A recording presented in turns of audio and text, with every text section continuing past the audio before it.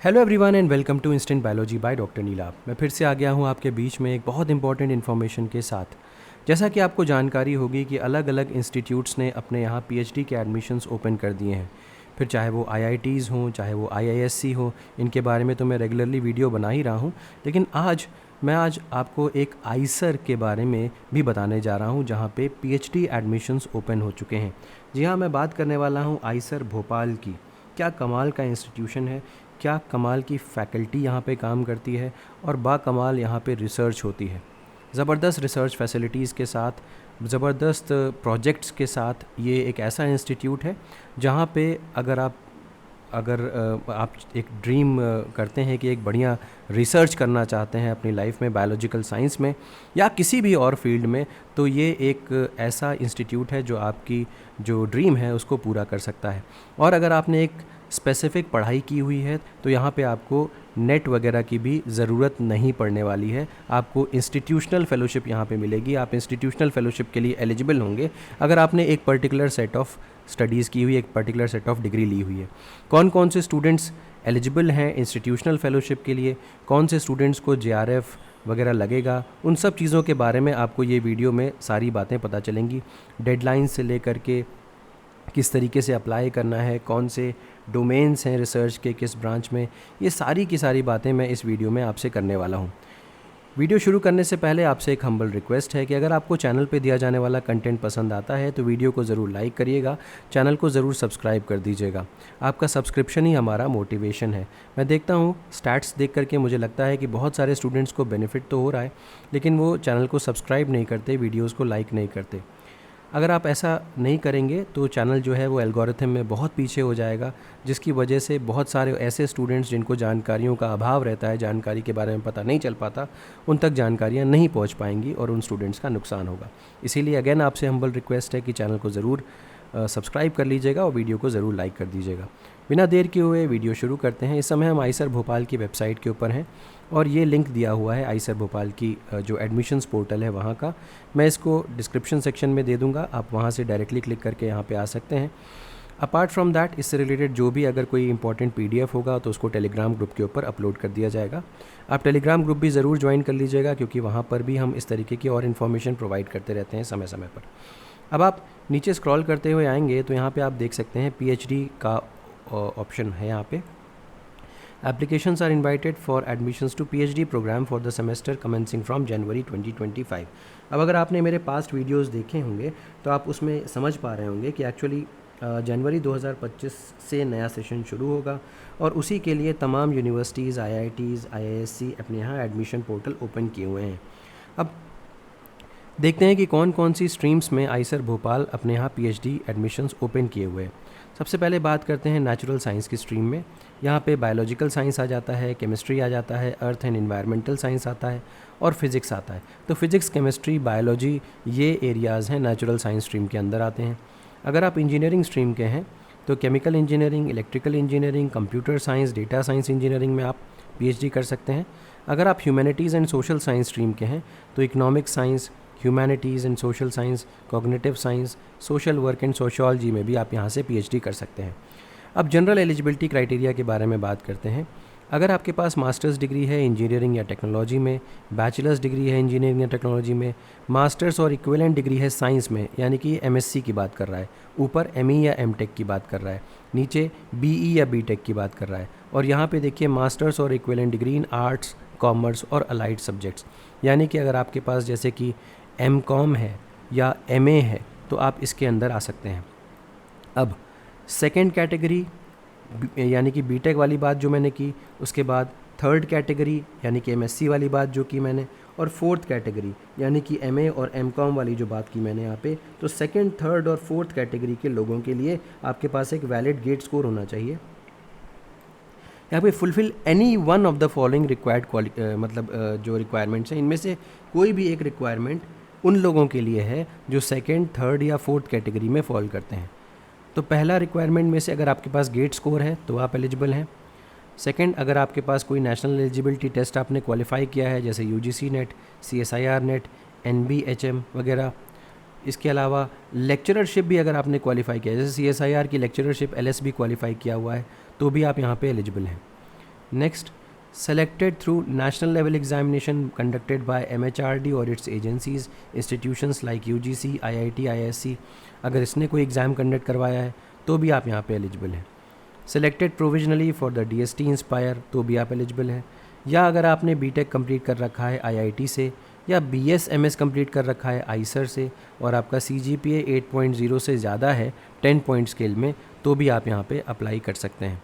तो ये जो क्राइटेरिया दिया हुआ है ये सिर्फ सेकंड, थर्ड और फोर्थ कैटेगरी के स्टूडेंट्स के लिए दिया हुआ है. यानी कि अगर मेरे पास MTech या ME की डिग्री है तो मुझे गेट, नेट इन सब की कोई ज़रूरत नहीं है. MSc की डिग्री है तो हाँ बिल्कुल ज़रूरत पड़ेगी. अब MSc की डिग्री में बहुत सारे स्टूडेंट्स LS क्वालिफाई करके आते हैं, वो भी यहाँ पे लिखा हुआ है देखिए, इंक्लूडिंग लेक्चरशिप, ये भी बच्चे अप्लाई कर सकते हैं.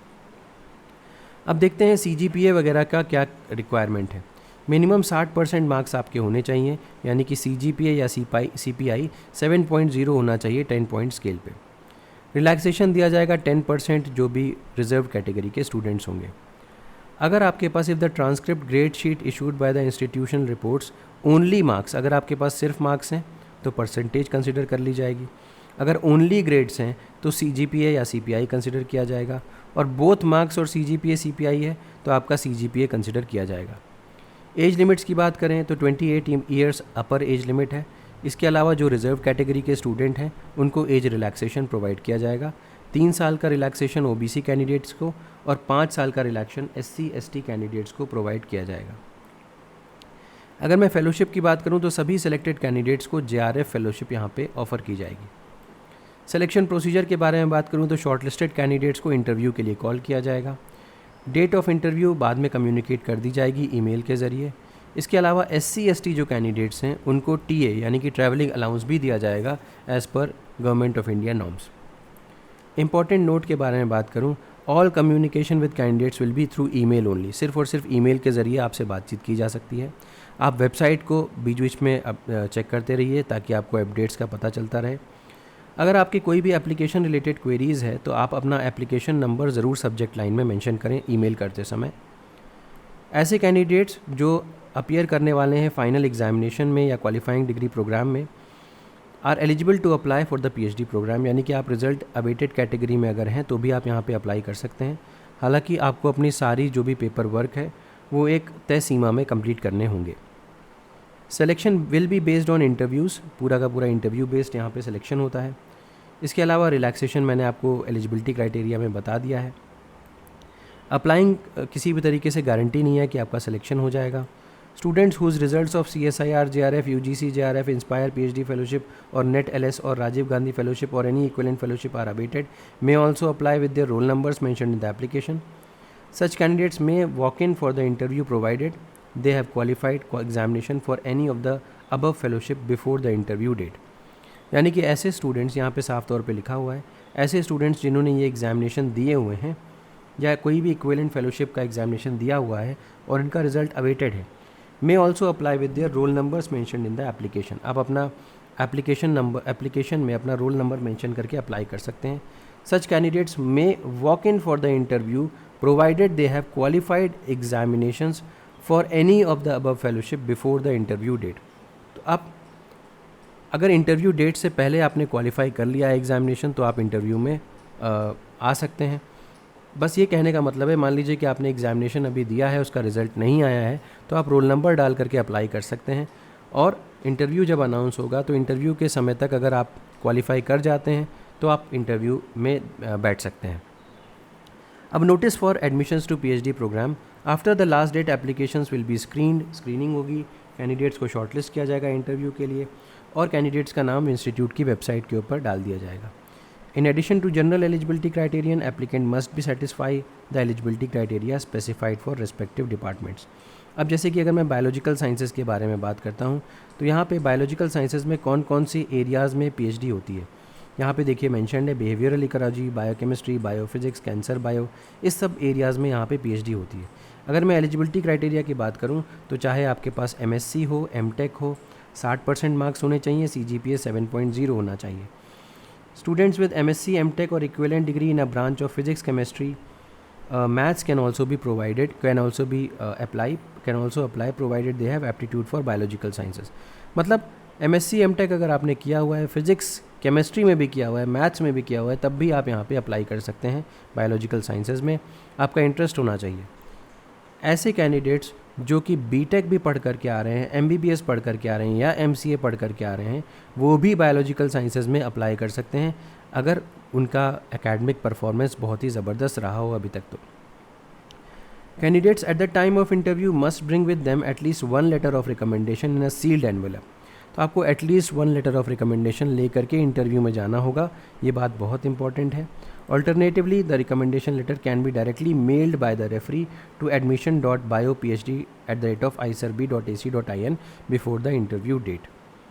यानी कि चाहे तो आप अपने हाथ में एनवेलप को ले सील्ड एनवेलप को लेकर के जा सकते हैं।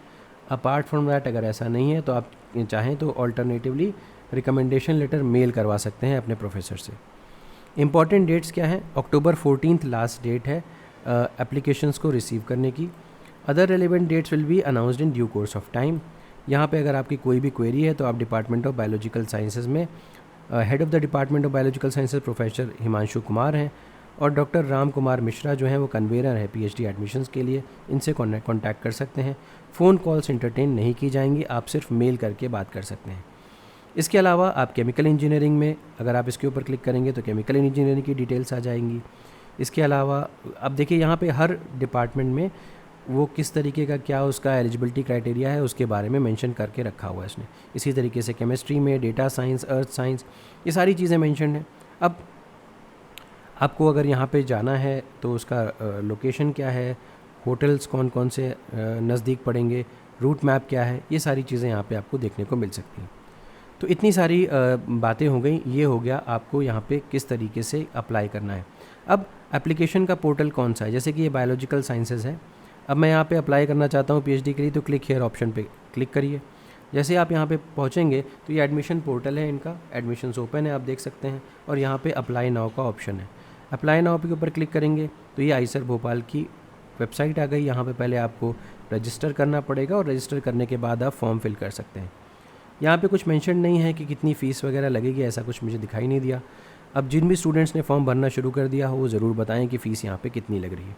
उम्मीद है कि ये वीडियो आपको पसंद आया होगा। अगर पसंद आया तो ज़रूर लाइक करिएगा, चैनल को सब्सक्राइब करना न भूलिएगा, बेल आइकन को ज़रूर प्रेस करिएगा और अपने फ्रेंड्स के साथ ज़रूर शेयर करिएगा। Thank you so much, have a good day.